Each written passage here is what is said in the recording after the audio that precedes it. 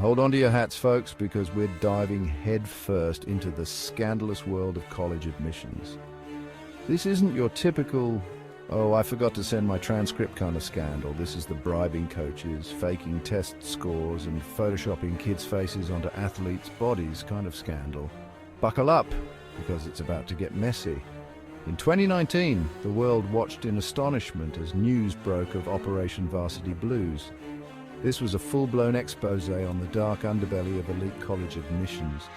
Wealthy parents, we're looking at you. It was about buying prestige, status, and a guaranteed leg up in life. And the faces of this scandal? None other than Hollywood actresses Felicity Huffman and Lori Loughlin. Picture this. The FBI undercover infiltrating elite college admissions. Forget the yachts and champagne, this was a sting operation for the books. They weren't after drug lords, but those buying their kids' way into top universities. The mastermind? College admissions consultant Rick Singer. This wasn't your average guidance counselor. He ran a criminal enterprise with code names and offshore accounts. Singer's MO was simple exploit system weaknesses. He bribed coaches, test proctors, and administrators. He even created fake athletic profiles with photoshopped pictures. A stark reminder that money and connections can buy their way to the top. Felicity Huffman, America's sweetheart from Desperate Housewives, found herself in a real-life drama that was anything but entertaining. Charged with conspiracy to commit mail fraud and honest services mail fraud, she became the poster child for parental anxiety gone wrong. Huffman admitted to paying $15,000 to have her daughter's SAT scores corrected. Now, we've all felt the pressure of standardized tests. But this wasn't about a few extra points. This was about buying her daughter an unfair advantage, plain and simple. While Huffman ultimately took responsibility for her actions, her case ignited a firestorm of debate about privilege, parenting, and the lengths some parents will go to for their children's success. It was a stark reminder that even the seemingly good guys can get caught up in a system that often prioritizes wealth and status. Lori Loughlin, best known for her role as Aunt Becky on Full House, found herself in a scandal that was anything but wholesome. Accused of paying a whopping $500,000 to get her two daughters into the University of Southern California as fake crew recruits, Loughlin's case became synonymous with entitlement and privilege. The image of Loughlin and her husband, fashion designer Massimo Giannulli, posing their daughters on rowing machines for fake athletic profiles became a symbol of the lengths some wealthy parents would go to secure their children's futures. Unlike Huffman, Loughlin initially maintained her innocence, dragging out the legal proceedings and facing public scrutiny for her perceived lack of remorse.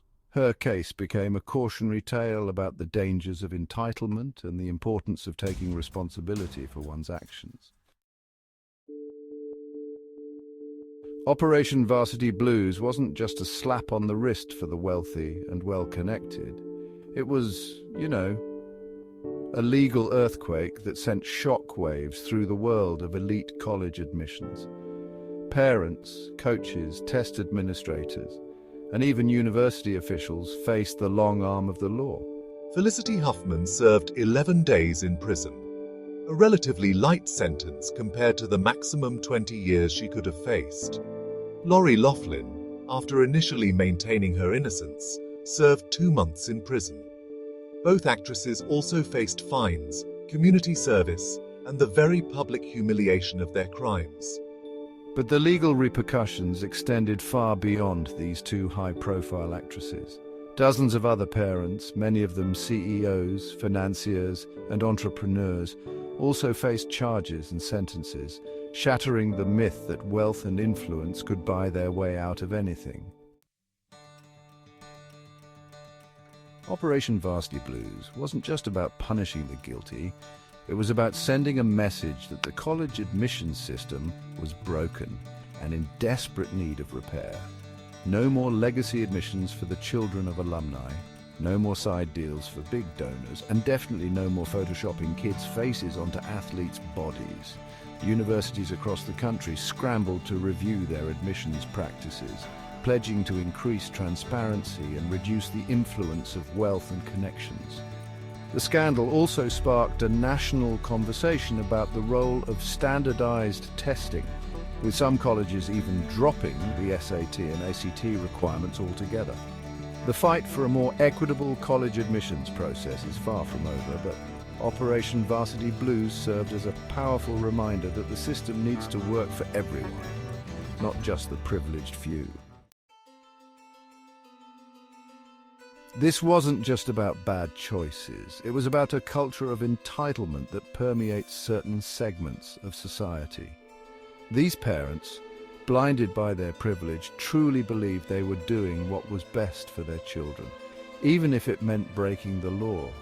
But here's the thing, there's a real cost to this kind of thinking. When we prioritize wealth and connections over merit, we create a system that's rigged against everyone else. We tell kids from ordinary families that no matter how hard they work, it won't be enough to compete with those who can buy their way to the top. Operation Varsity Blues was a wake-up call, reminding us that the pursuit of prestige should never come at the expense of integrity and fairness.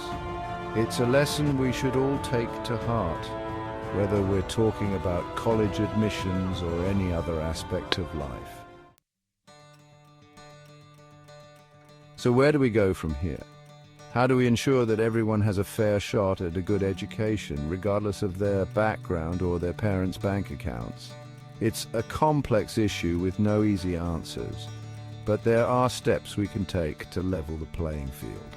We need to continue to scrutinize college admissions practices, pushing for greater transparency and accountability. We need to invest in underfunded schools and provide more resources for students from disadvantaged backgrounds. And most importantly, we need to change the conversation around success, emphasizing hard work, integrity, and a commitment to giving back to our communities.